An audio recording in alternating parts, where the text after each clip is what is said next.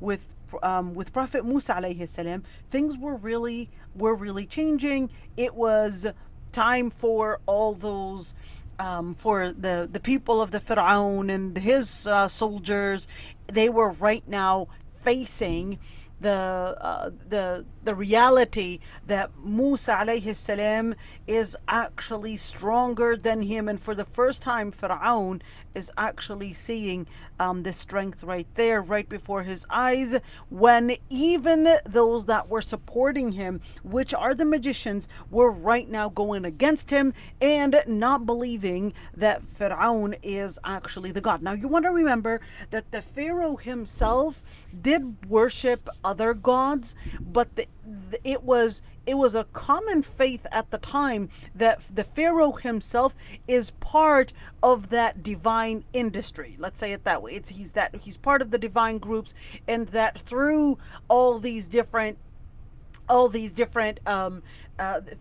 and the powers that he had, that he can actually control the people, and that he can convince the people that their life, their death, and even their future is actually in one of the God's hands, and that happens to be the Pharaoh himself. And of course, the Pharaoh himself, because the people that were the magicians, they had believed in Prophet Musa alayhi salam, that's when the Pharaoh again started using the soldiers. Again, it's a military force right now. After wanting to use a different tactic, he wanted anything to enforce his power, and in order to enforce his power, to get him stronger, that was going to need several bodies to enforce that power. So we're talking about the economical side. We're talking about the PR, the public relations side, and the mass media, which really was going to be in bringing in the magicians to do that type of philosophy infiltration, let's say it that way, in order to let any or some kind of an idea to be infiltrated in people's minds that he really did actually have the powers that none other actually had. And the other type other type of force that he needed to use in order to enforce his power was the military power. The military power, it's really important here when we talk about military power is usually the most ignorant, because they would be trained to just obey and not necessarily think and think for themselves.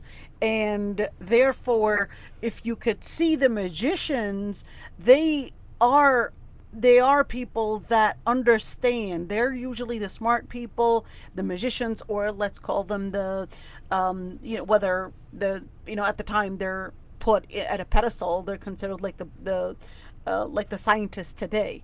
All right, like the scientists today. So they're really made the people that are close, the people that bring in that enforcement and enhancement to that power that the Pharaoh had. But of course, because the soldiers and the army is usually a non-thinking force, that's why you saw that the Pharaoh was really betting on the army to do the job, to enforce the Pharaoh's power. So then, of course, قال موسى لقومه استعينوا بالله واصبروا. What was that after? Well, that was after when the Pharaoh himself, along with his soldiers, they just said, قال ملأ من قوم فرعون أتذر موسى وقومه ليفسدوا في الأرض. So now those that were supporting the Pharaoh and his power, they were the ones that were worried also about the position. So it wasn't just the Pharaoh worried about his kingdom, but it was all the different chieftains or the different leaders that were within, those that were benefiting, let's say it that way, from that type of authority being in place, which are al-mala. So when we look at al-mala, we talked about that before. When we're looking at al-mala, we're actually looking at those that are the main figures within that governing system of the Pharaoh.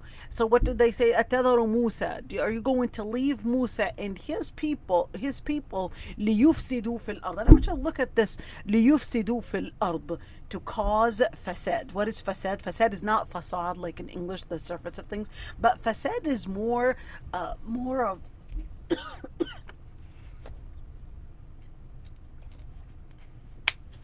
so fasad is deconstruction. To deconstruct something, and fasad can also mean corruption. So the people that are supporting the pharaoh, which are al-mala, they're right now wanting to again use another type of PR, in where they're accusing Musa and those that believed with Prophet Musa, which are the qawm, which are the magicians that are now the believers, and the other people that had believed with them, and the magicians. Now they're using a different form and saying, well, they are practicing some form of corruption. And of course, the corruption that they are seeing as corruption is in fact the righteous thing to do. And this is really important because, many times we could see that type of narrative being used against the mu'mineen, whether it's the narrative calling the mu'mineen, for example, terrorists, or calling the girls that are wearing hijab as oppressed, and then the people that are not wearing hijab as free.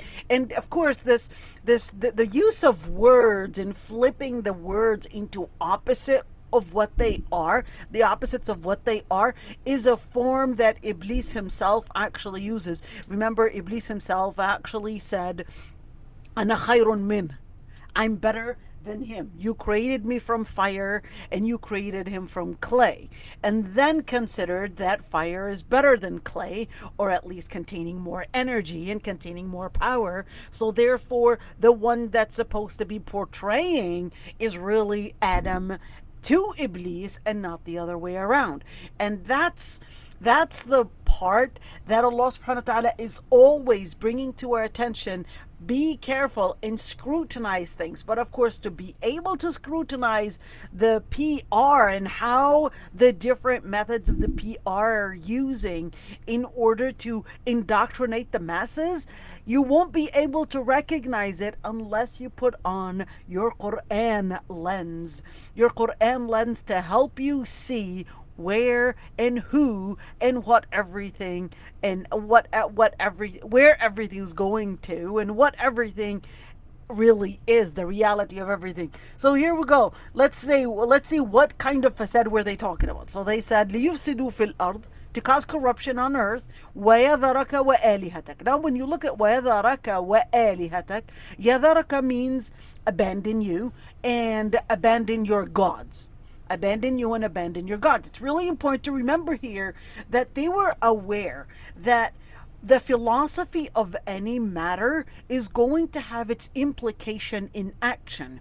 So they were able to see that just by abandoning the worship of the pharaoh or even the gods, in other words, the philosophy and the vision that the pharaoh himself is God and that he has the power to control and the power to do different things, they understood that the implication was going to be later on that they're not going to apply what the pharaoh himself is actually wanting them to do. Wanting them to do what? Remember, when you believe that something is a god, or when you believe that something has a certain hierarchy, you're going to consider that all the other things are supposed to lead to that particular hierarchy. So you've got a hierarchy right here, and then of course if you're going to consider this as the center, then you're going to look at everything else that's supposed to be leading to that center, because you regarded that as the center. And that's why when we look at, for example, when we look at the ayat, always when you look at the ayat, when it talks about the creation of mankind, it will talk about the center of things, the center of how things had begun. whether it's the creation of the world, whether it's the malaika, whether it's that in order to get to us to the main idea, the main center.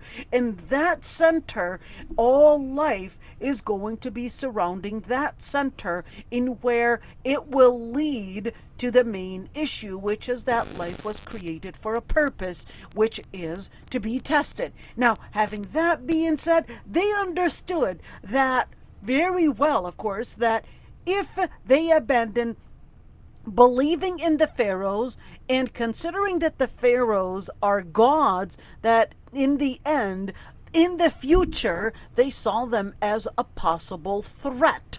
So to avoid that possible threat from coming at them, they started a whole agenda, a whole plan. The whole plan was starting with actually their children. So why the children and not those that had went against his will?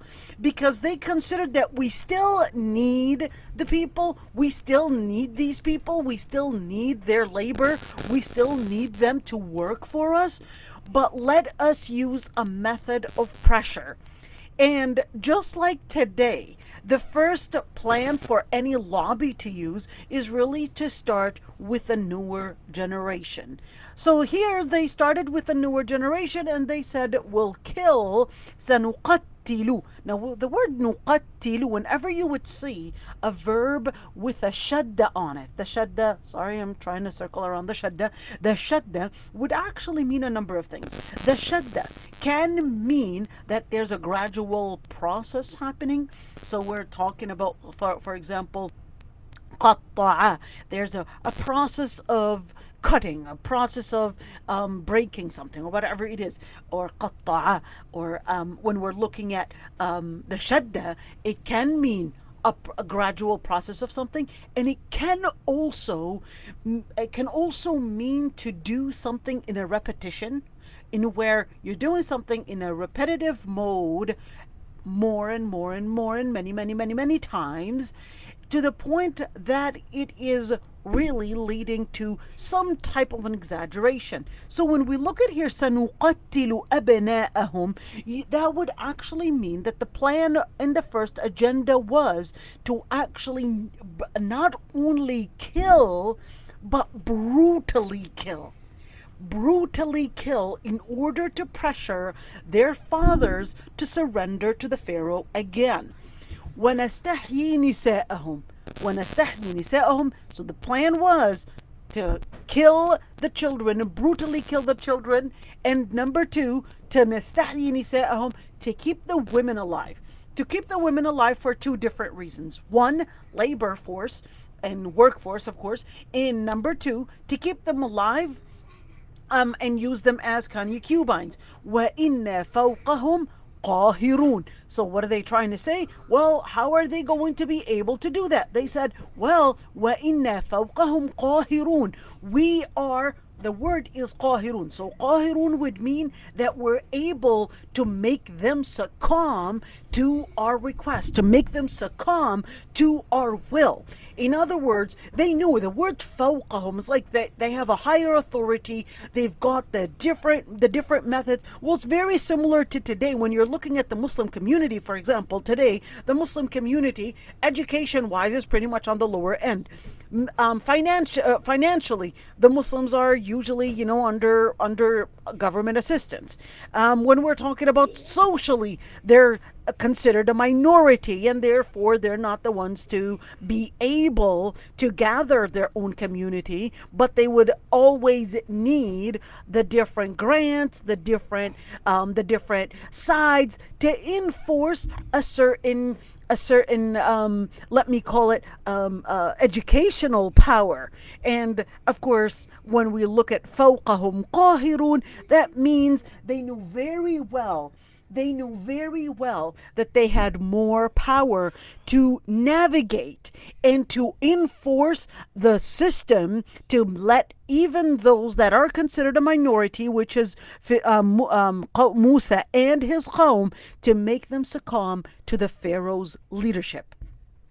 قال موسى عليه السلام tells his people, those that believed in Prophet Musa, "Ista'inu billahi wasbiru." The word ista'inu billah. Now this is the first part. And remember, every single time when you want to look at the different ayat, you want to always take it back to the basic form of it. The basic form of it is that this is amanu wa amilu salihat.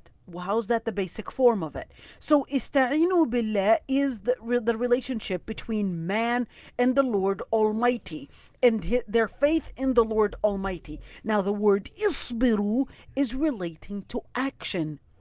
Isbiru means be patient. Be patient on what?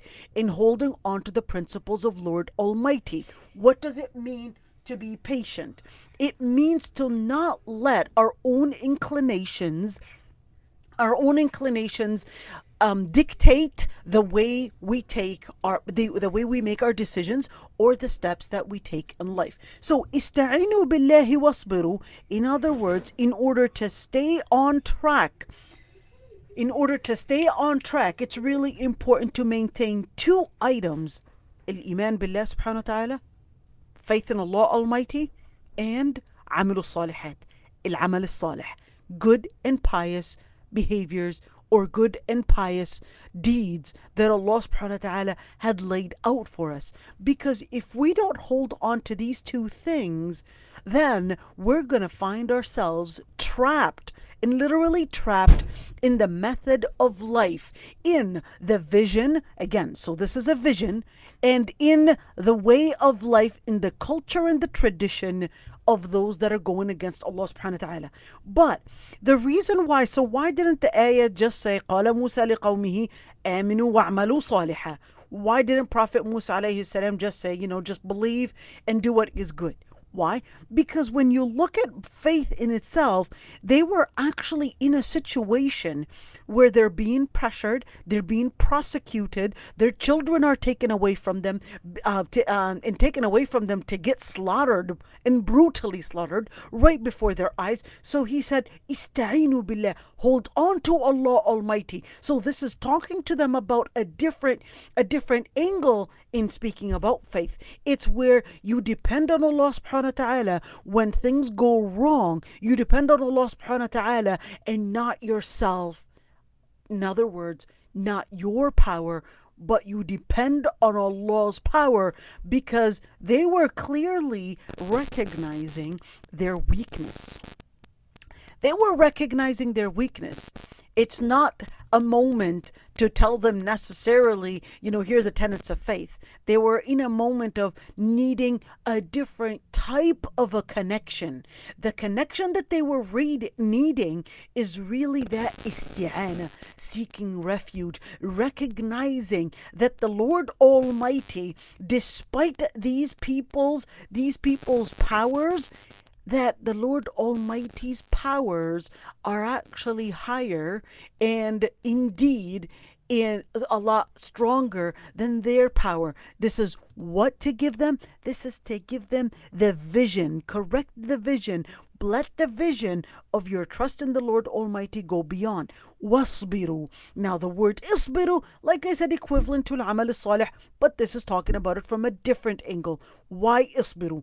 Because they were in a situation where their children, like I said, taken away, their wives are taken away, used as concubines, in other words, raped, and all those different things are happening to their families, even though the PR is telling them that, that the Pharaoh and his soldiers and his military is trying to stop corruption. They don't even realize that what they're doing is actually corruption.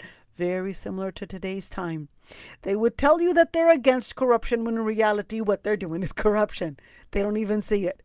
But then it's that PR, because we as human beings, we cannot live in a contradiction with our own selves. So we start convincing ourselves, even though we're doing corruption, we start convincing ourselves that we're actually trying to bring about more freedom to people, and we're trying to bring about more and more civilization and better lives to people, when in reality we're actually doing the total opposite. إن الأرض يورثها من يشاء من عباده. Now, of course, why that word right there? إن الأرض يورثها. That Allah subhanahu wa ta'ala. I'm going to first translate that one. إن الأرض يورثها. That Allah subhanahu wa ta'ala lets or those that are from the servants of the Lord Almighty will inherit, and He will grant, He will inherit the land to whomever He wills from His servants. وَالْعَاقِبَةُ لِلْمُتَّقِينَ. So here are two things here. So when He was talking to them about being patient, then He also wanted to seize the moment to remind them that this brings in a different price. This is the price. All right? So in order to be able to face the challenge, they needed to, one, work on their vision in how they see their Lord Almighty. Two, not give up in the practice or the tradition that they carry, and let that be based on the Lord's principle.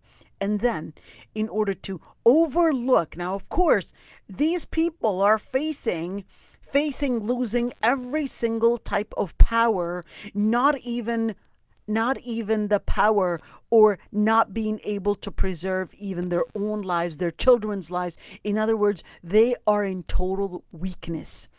So Prophet Musa alayhi salam says, there's a very important document, there's a very important report and a lesson that you need to learn. إِنَّ الْأَرْضَ يُورِثُهَا مَن يَشَاءُ مِنْ عِبَادِهِ.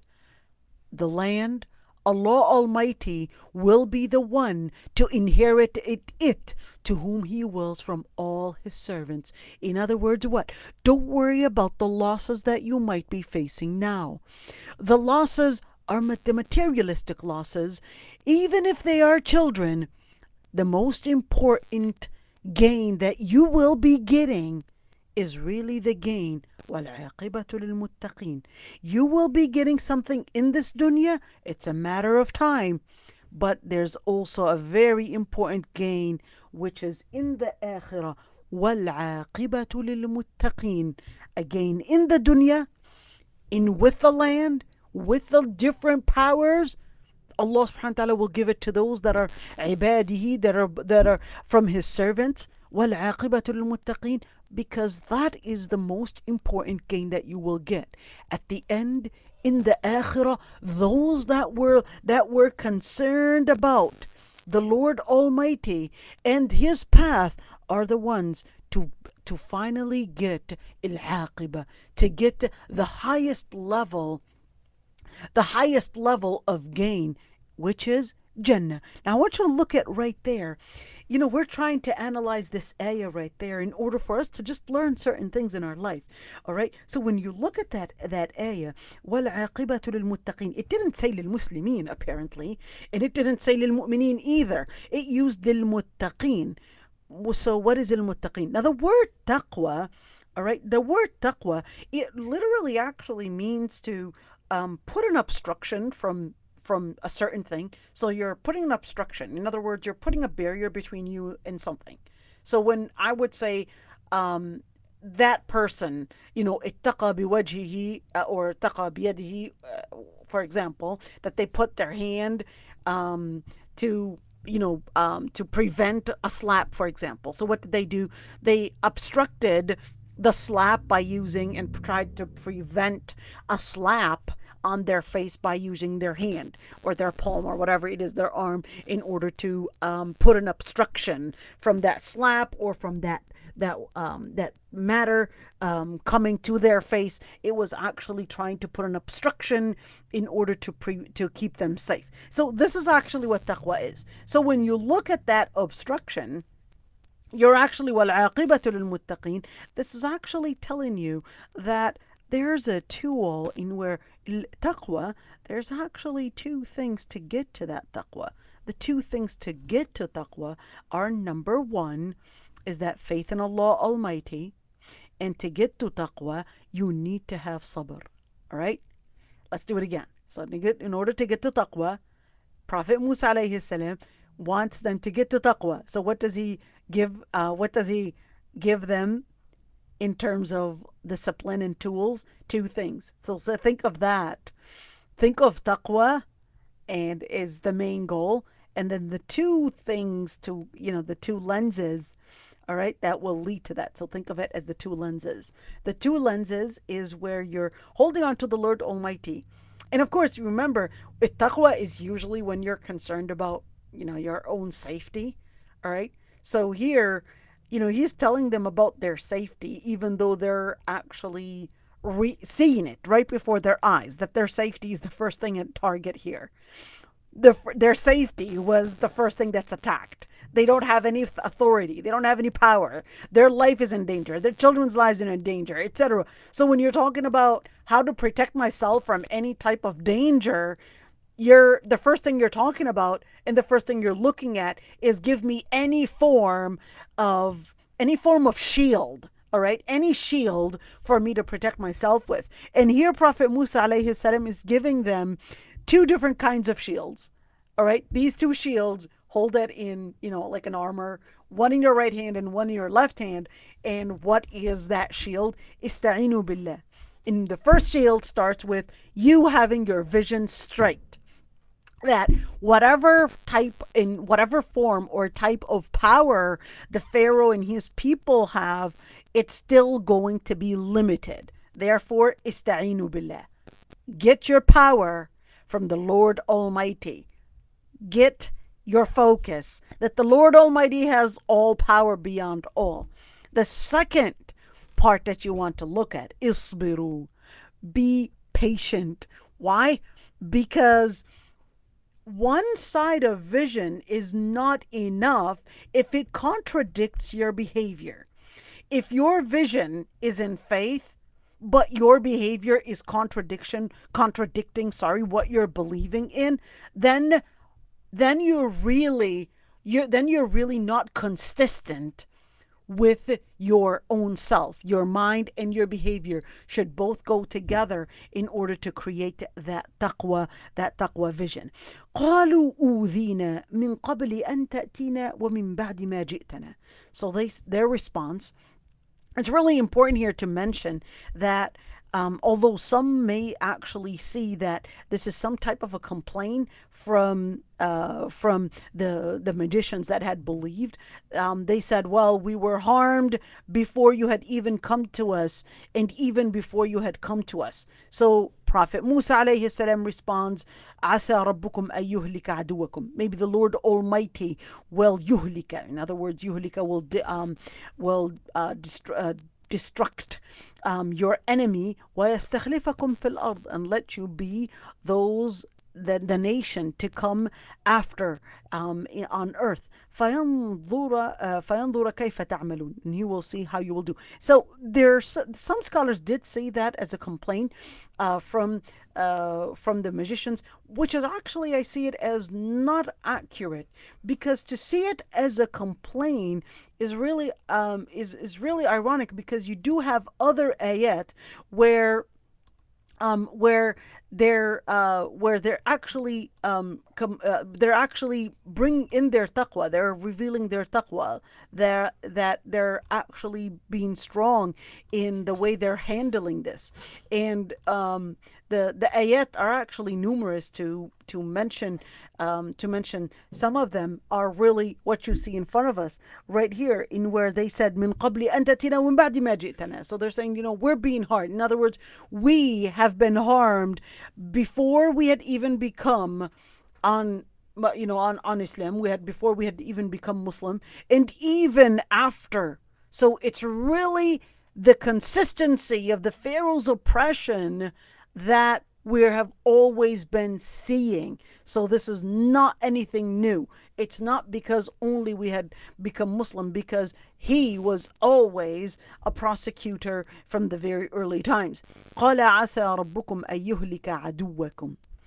So Prophet Musa alayhi salam, again, what is he demonstrating here? He's demonstrating what it means in his sentence what he had said before. So before he was telling them isbiru, and he was telling them ista'inu billah, and then he was also telling them that Allah subhanahu wa ta'ala will give his servants what the ones to overcome. In other words, and this is really important to mention, we're getting a lot of Islamic organizations, Muslims, always when they're asked a question, are you seeking power? Are you seeking that? And always the answer is, no, we're not seeking power. We're just wanting to live. But that's not actually true. Every single organization, every single lobby, every single Democrats, Tea Party, Republicans, whatever you're called, every single group is actually seeking to be in power, because it would not make sense that any group would say, well, I believe this is justice, but I want to implement something else for humanity or for the country that they're ruling. In the end, is that as a Muslim, yes, your vision is to make sure that if you believe this is justice, that yes, you would need to work on making this be prevalent in order to bring justice for all mankind.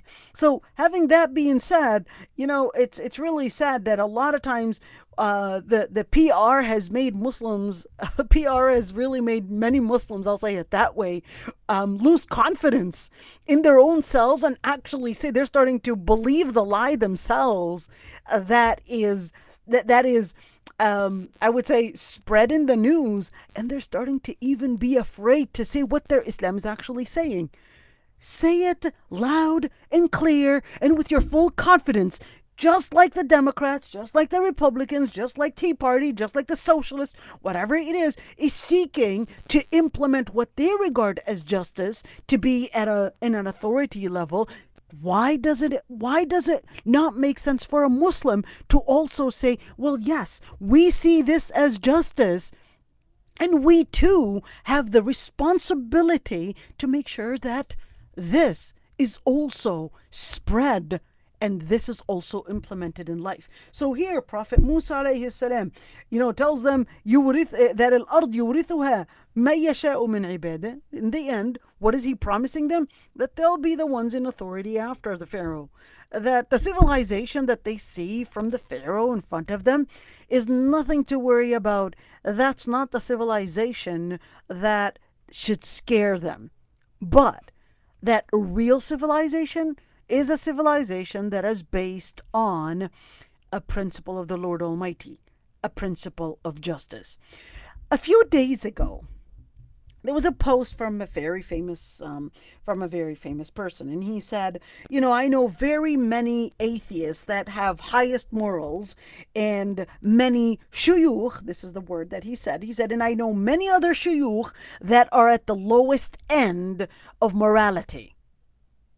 And of course, unfortunately, we had many Muslims applauded and said, yeah, that's actually true. We know a lot of atheists that have the best morals, and we know a lot of shuyukh there at the end in the worst types of manners.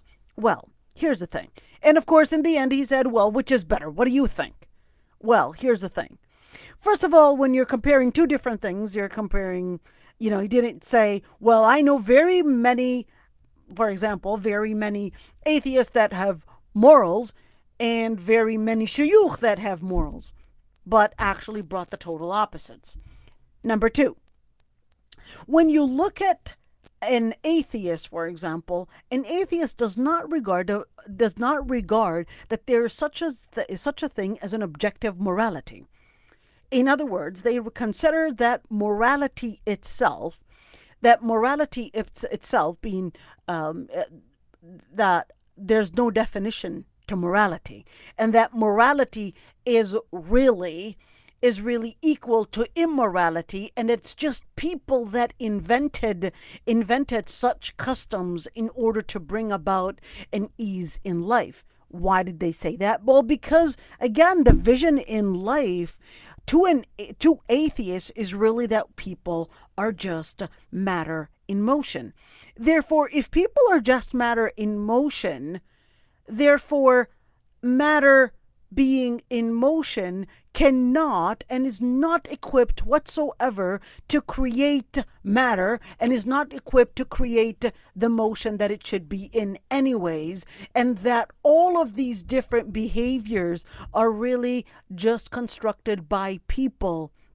But then, of course, they contradicted themselves and still, I would say, plagiarize different morals from different religions, whether it's talking about against killing, against raping, or against stealing, or whatever it is, even though an atheist would recognize, just like, for example, when we're talking about, what's his name, Richard Dawkins, in where he said that he doesn't really have a moral objection to cannibalism, and that the only thing is that he's just not used to it. He just didn't find it as something that he was raised up with. So he, in other words, not really.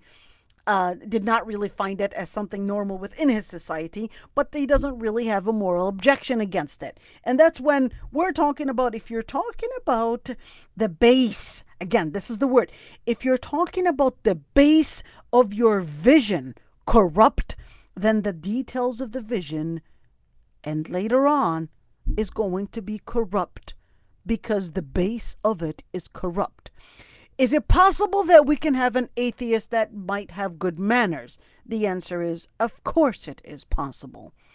But is it based on their vision, or is it based on the different plagiarism that was taken from religions that consider that morality is extremely important in order to gain spirituality, or whatever different things there are? Now, the other part is that when we're talking about the sheikh that man said, the sheikh, so here's that sheikh, all right? So his base is actually in place, but what happened is that the implementation,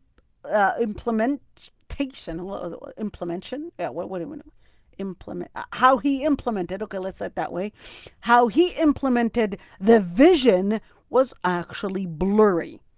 Now, the vision was blurry, but he's still actually in place. In other words, in the long run, this person has a higher chance of actually seeing things in their correct image than a person that doesn't even have a lens to see the world in. Let's do it again. This atheist doesn't have a lens to see the world in because he's just seen it as matter in motion. This sheikh that probably said the wrong thing, he's got the lens, but he happens to use the wrong lens at that moment. But he's got all these different sets of lenses, just like an ophthalmologist. He's got all these different sets of lenses. Sometimes, he'll take this one and then tell you 1 or 2, 3 or 4, whatever it is. But in the end, he understands that there are all these lenses and that there are all these different principles that we have to follow. Now, which is better? Well, this one has a higher probability of getting the vision right, but this one, even if they got the vision right now, they are considered to actually be blinded from seeing the world in its reality because they totally have the wrong vision in the beginning. All right, now let's continue.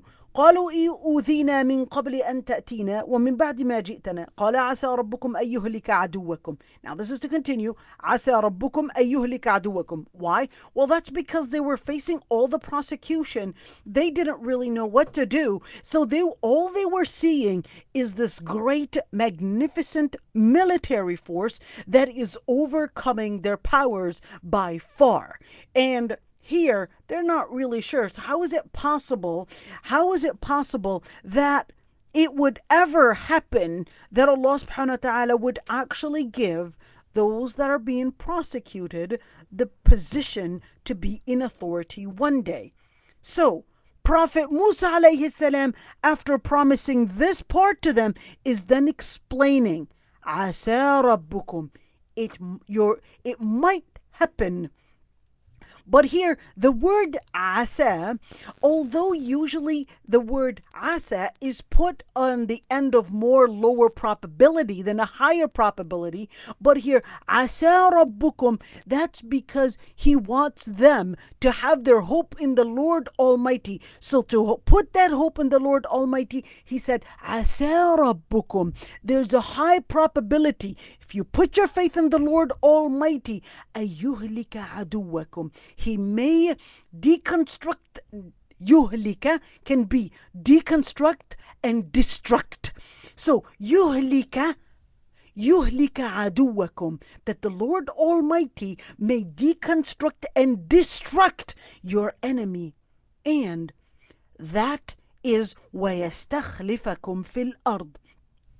Clearly that, at the moment, just like during the time of the Sahaba, when the Prophet ﷺ, during the time of Al-Khandaq, here they are, the Muslims are in Medina, and surrounding them is the whole Kuffar alliance from Ghatafan and Quraysh and the different allies, the Jewish allies, and the different Arabs, the pagan Arabs that were surrounding Medina. They were trying to build a ditch around the Medina, which is almost 3 meters in width, and you're looking at a couple kilometers around Medina, but they're still really afraid because the alliance that is coming at them is so strong that it could actually totally wipe them out and totally eliminate them off the face of the earth.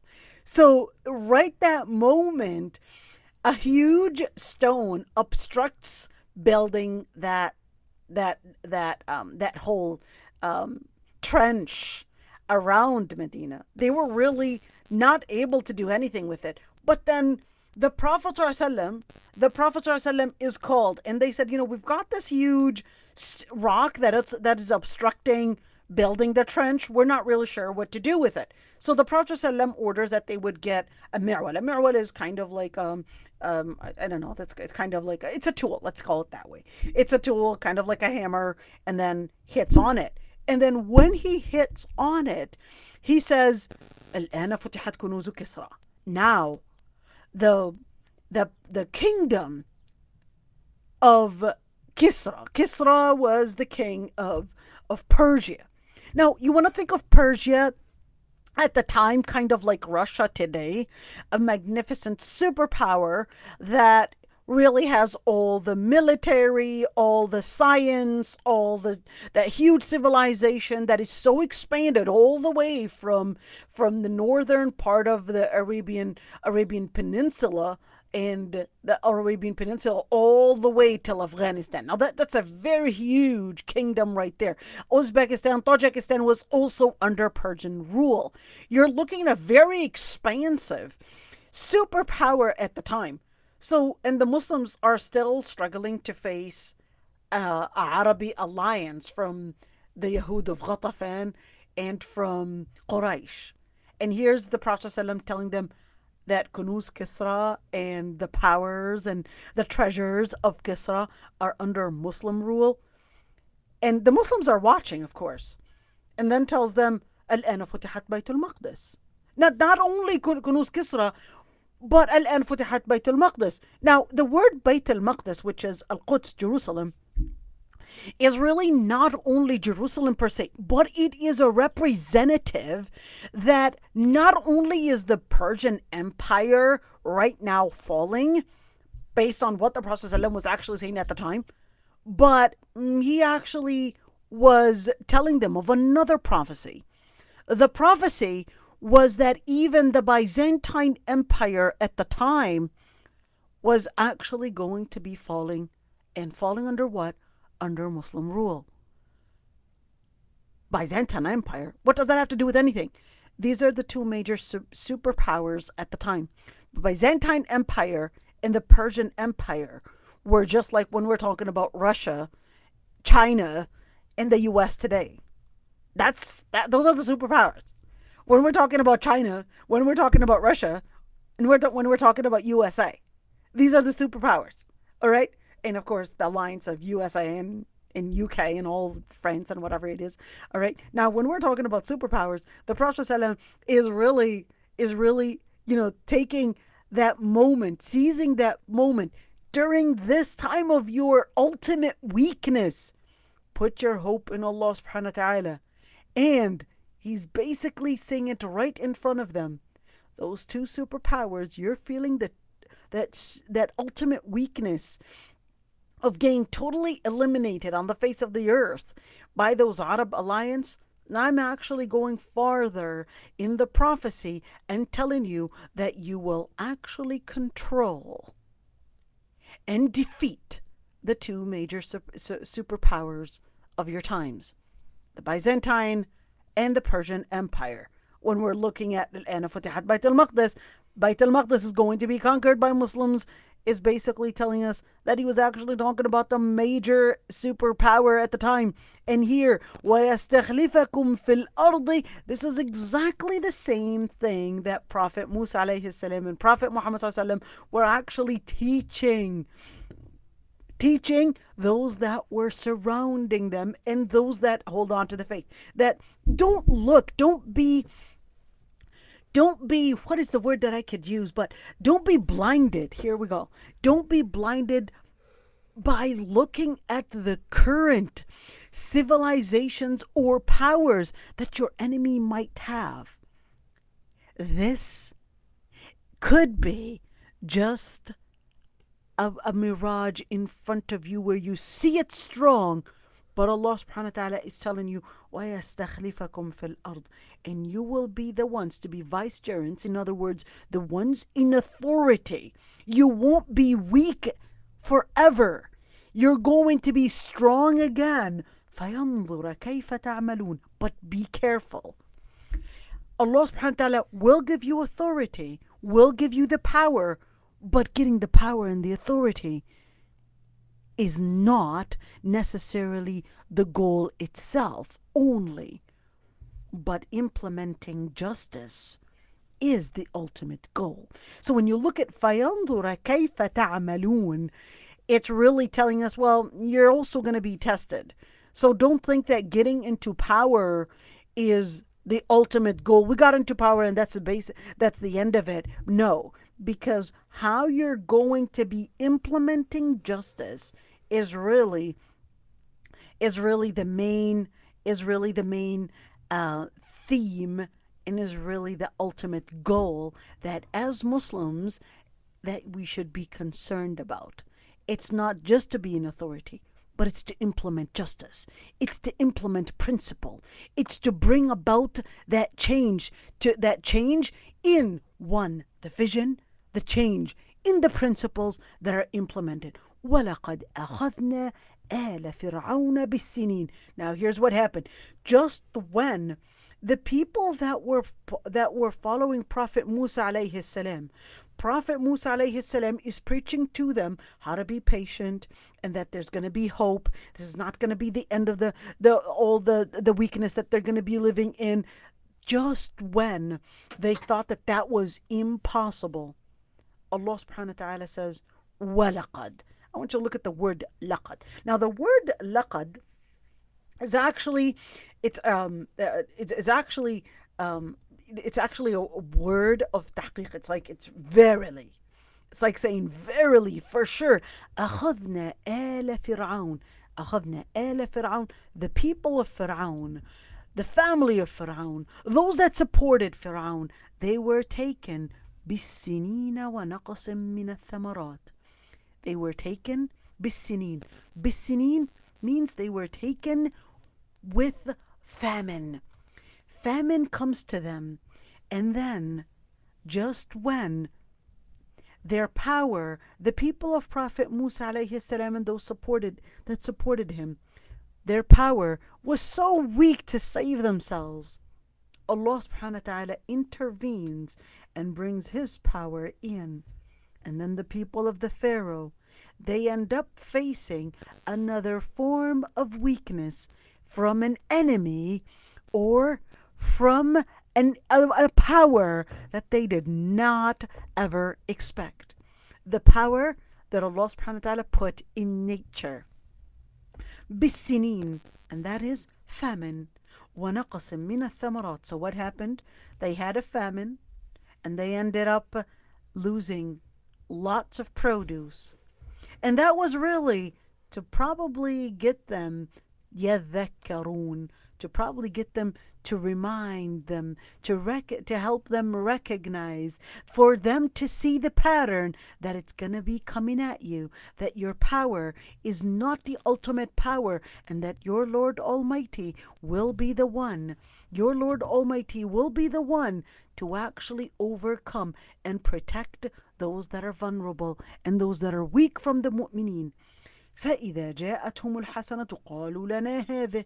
But it wasn't always, so the famine wasn't all the time there, but it would come to them and it would be taken away, just a reminder. So they're not recognizing the changes in nature, the changes in the world around them. They would just think that, oh, it's just a natural disaster, and not realize that what they so-called natural disaster was really Allah subhanahu wa ta'ala reminding them, and that Allah subhanahu wa ta'ala was just trying to send them a message to remind them of their weakness and to remind them to turn back to the purpose that Allah subhanahu wa ta'ala created them for, and to recognize it, which is that they were being tested. Now, the philosophy and the narrative that they actually had put forward whenever they would see a natural disaster going, coming and going, coming and going, they just said, فَإِذَا جَاءَتْهُمُ الْحَسَنَةُ قَالُوا لَنَا هَذَا. Whenever anything good happens to them, they would just say, well, this is because of the effort that we're putting in and investing in the things around us. In other words, it's because we're doing the right thing. And this is a very common thing, in where they would look at the different disasters, they would look at the different things that are happening around them based on just a materialistic perspective. It's because we put an effort, the effort brings the success. So they were basically saying, فَإِذَا جَاءَتْهُمُ الْحَسَنَةُ, whenever something good happens to them, they just said, well, it's because of the effort that we put in, and that's what brought us to success, and therefore we're the ones that bring success. The change in the quality of life, the change in the world around us is really because of the effort that we put in it. وَإِن تُصِبْهُمْ سَيِّئَةٌ, and whenever something evil happens, what do they say? يَطَّيَّرُوا بِمُوسَى وَمَنْ مَعَهُ. Kind of like the atheist. Look at this, you guys. So an atheist would always claim that one of the main reasons why they don't believe in God is something called theodicy. What is theodicy? Well, theodicy is basically, saying, well, if God exists, then why is there evil? All right? And of course, whenever something good happens, they would say, well, it's basically the whole world. It's just an effort that you put in. The effort that you put in brings success, and that's basically it. But then they would also bring in an argument that God doesn't exist because of the evil that surrounds us. So here, very similar to that atheist argument that's going into circles. The people of the Pharaoh said the same thing. They would say, well, the effort that we put in brings our success, and then if something wrong happens, يَطَّيَّرُوا بِمُوسَى. يَطَّيَّرُوا means they would actually consider Prophet Musa alayhi salam and those are with him are the ones to bring the bad omen. The bad omen. And when things go wrong, well, it's, it's because they're around us. They're the ones that are making things not work out. That's the same thing. When something good happens, they'll say it's the great companies that built this. And then, kind of very similar to our times where the great companies made the civilization, whatever it is. And for example, throughout history, they will forget, well, even the White House was really built on the shoulders of the slaves. But of course, we'll always disregard, for example, the slaves or even those that were vulnerable, and we'll only consider only the people with the capitalist capitalists and the people with the money and the rich and etc. So here, it's not only that, but it's when تصبهم سيئة يطيروا بموسى. Same thing. Whenever things go wrong, it's basically Musa and his people. They're the ones that are taking the nation down. They're the ones that are making us struggle in our society, and of course, considering them responsible for every single wrong thing that happens. So, all right. ألا إنما طائرهم عند الله. Allah subhanahu wa ta'ala is saying, the word ala, this is in order to bring us, and bring it to our attention, really. Ala إنما طائرهم عند الله. It's like, verily. Now, here the word طائرهم is not the طير itself. So why is the word طير and طير right here? So how's that even the word طير actually means bird, right? What does a bird have to do with any of this, with all of this? All right. So throughout history, you had different nations that considered birds, and specifically hawks. Is it hawks? Yeah. Is it hawks? Yeah, the blackbirds. Are they called hawks? Crows. Yeah, not hawks, but crows. All right. They would look at the crows and consider that the crows, that when because of their recognition of evil. So crows actually have a good memory. They remember things, and they remember when something evil happens. Say, let's say one of their crows gets dead, or gets killed by a human being. The crows and the rest of the crows will start making their sounds to alarm the rest of evil coming in, or somebody evil coming in, and that was one sign that the Arab and different nations had actually used and learned from crows, and thought that crows had the power to identify evil. And not only identify evil from what they had recognized, but identify future evil as well.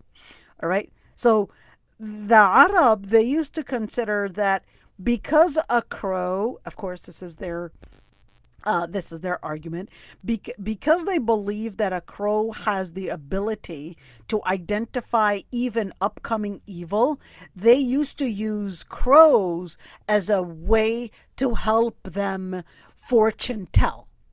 So if a crow would fly leftwards, they would not go to their journey or on their journey or whatever it is, because they would consider that that's an omen, that's a sign that the crow is giving them, that there is a bad omen, that by the crow being a fortune teller, that he's giving them a sign that there's something evil that's going to come up. So therefore they would decide that they would not go on a journey, on that particular journey, or do that particular step that they wanted in life. So that's why it's called the tayyaru. And of course, if the crow goes to rightwards, they considered, well, that means the crow is giving them a sign that there's actually a good sign, and that there's good expectations.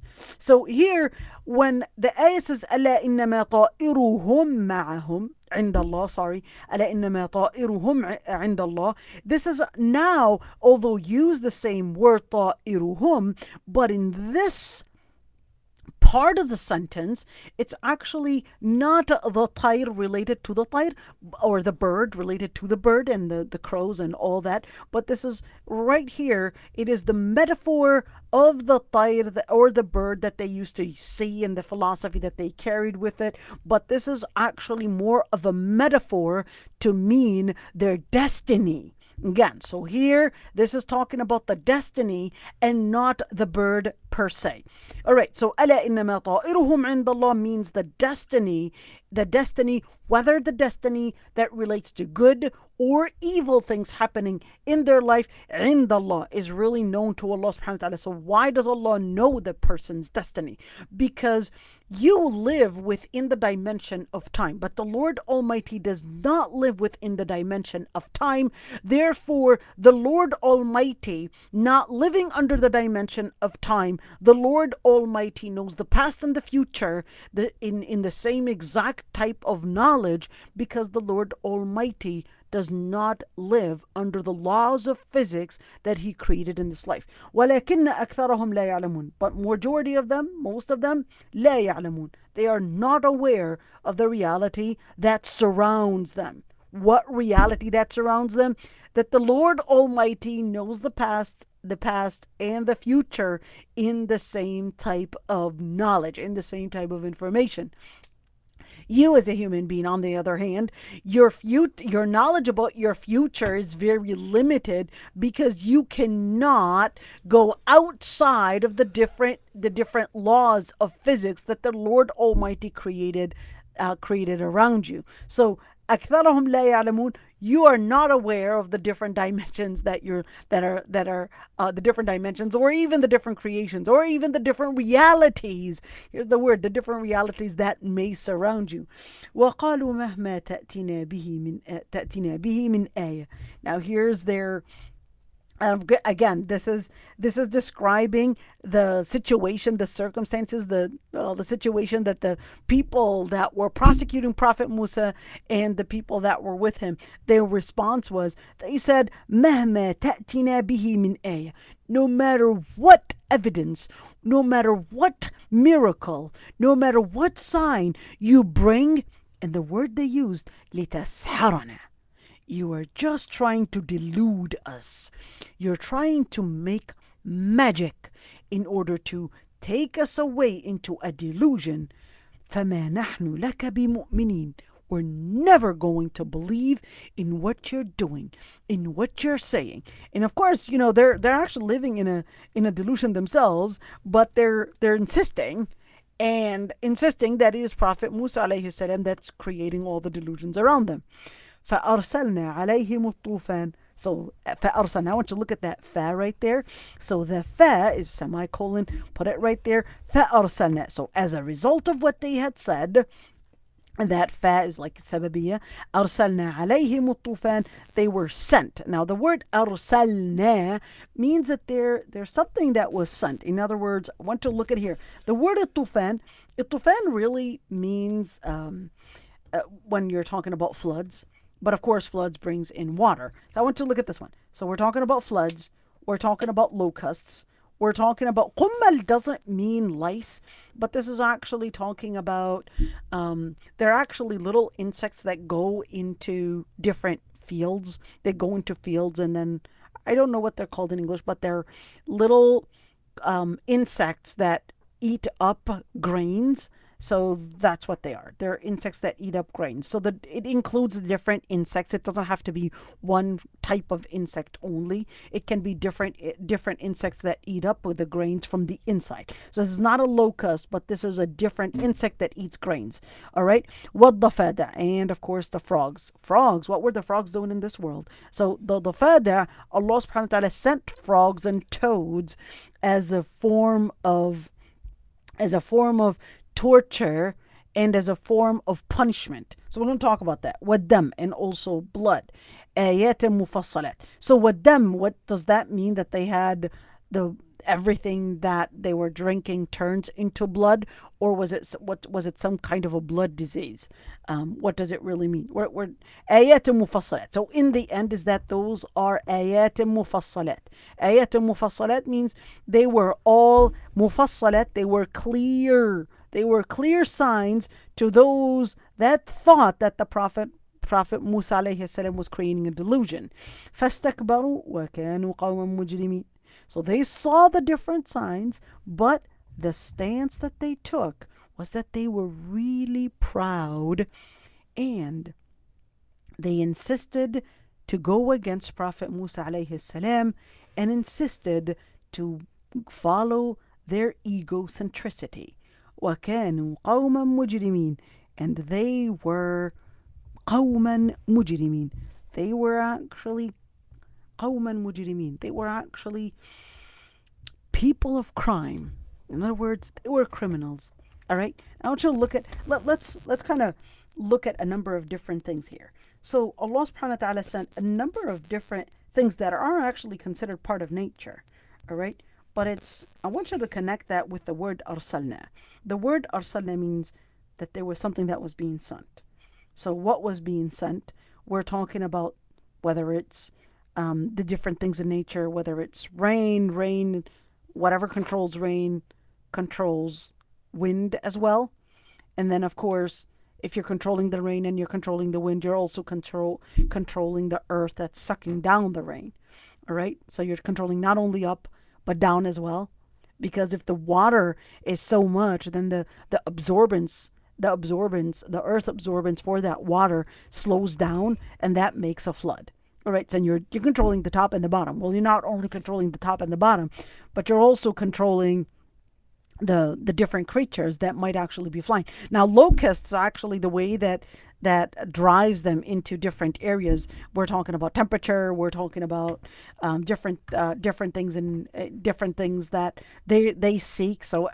Locusts, there's actually a number of different things that drive them towards a particular area. But then not only is it are they things that are related to temperature and related to different things that we find in nature, but it's also that Allah subhanahu wa ta'ala is saying, well, that even the slightest and the tiny creatures that will eat up the grains were actually under the Lord Almighty's power. So we're looking at from the top of the from what is up above them, what is underneath them, and from what flies, east and westwards, and from things that are really small creatures, and from creatures that fly to creatures that preak, or I guess, kind of like slide or whatever it is, to creatures that hop. All those were actually becoming the soldiers of the Lord Almighty. This is amazing. If you look at that category, to not only the creatures that surround, flying, pricking, or going slowly, but even creatures that hop, different forms of movement. Different forms of movement were actually all becoming the soldiers of the Lord Almighty with them. And not only was it flowing waters, but it was also blood that, they're basically blood streams. It's what streams in your own body. All those different things were not under their control anymore, despite all their science. And of course, when we're talking about the Pharaoh, when we're talking about the the ancient Egyptian civilization, we're talking about a civilization that mastered science, that mastered knowledge about knowledge about astrology, mastered knowledge about health and wellness, and mastered chemistry and math, science, and all these different things. So we're looking at those powers just when they thought that they had mastered science and that they were capable of controlling so many different things. Allah subhanahu wa ta'ala then, brings them all those as ayat al-mufassalat. فَاسْتَكْبَرُوا وَكَانُوا قَوْمًا مُجْرِمِينَ. In the end, all those different evidences didn't get them to submitting to their Lord Almighty, and what it got them was actually more determined to be arrogant. Arrogant in rejecting the Lord Almighty, and therefore the result was that they were labeled by their Lord Almighty and recognized by their Lord Almighty that they were actually mujrimeen, criminals, and therefore their Lord Almighty will see what type of punishment He had given them. So jazakumullah khairan, everyone, and I will give you the ability to unmute yourselves, inshallah. So if anybody has any questions, I'd be happy to listen to them, and I'd be happy to even, you can share whatever you need. Go ahead. Jazakumullah khairan, everyone, for listening. Alhamdulillah, it feels so good to be able to speak again after, having some weird symptoms coming to me. But alhamdulillah, I feel good, alhamdulillah, and I miss, doing what I'm able to do. And jazakumullah khairan, everyone. So I'd be happy, I gave you guys the ability to unmute yourselves. If you would like to unmute yourselves, you can go ahead. I'm not sure who's here.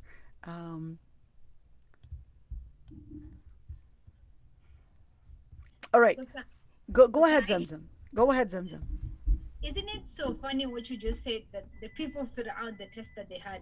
We think that ours is very different, but they're so related in so many ways. That's, I think of that. Every time I come to your Quran's class, it's like you're telling me, oh, everything you think has happened is here, and this is the solution. So, Yeah, and it's really strange how we many times we don't realize it. It's like the same exact pattern happened before. It's not. We usually think of the past civilizations as naive, stupid. It's like without their work, you wouldn't have gotten here. By the way, but at the same time, despite that civilization, there's one very important thing that we always have to focus on is really the main reason why Allah subhanahu wa ta'ala had created this world for.